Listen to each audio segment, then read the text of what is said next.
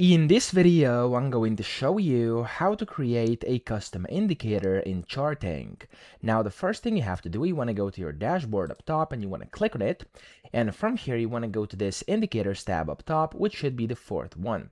Then from here, you want to click on create a new indicator, which is going to allow you to create a custom indicator directly inside your Chartink dashboard. So click on here, and of course, you have the two options over here. You have the basic and then express as well. So I'm just going to go with the basic one over here, but of course, you can do express too.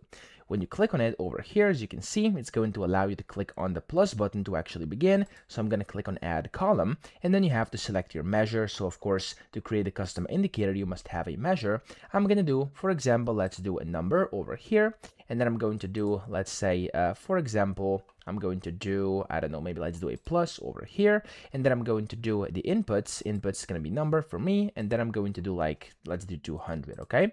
Or of course I could do something else as well here. For example, high or low is going to be plus 200, etc. Up to you. And then whenever you are done, you can of course go and copy your columns. You could go and use these functions to select operations. You can go and format them, etc. if you want to make it like percentages or something else.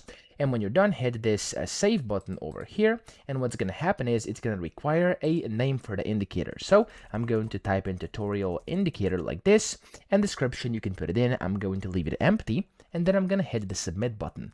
Now, when you do this, you've basically created your own indicator. And if you go to indicators up top, you'll see, there we go, it's going to be over here in the list. Of course, you can go and edit this as well, and you can change things inside here, or you could just go and create a new one and have multiple custom indicators for your personal use. So that's how to do this. I hope this video helped you out. If it did, please subscribe to the channel and help me out as well.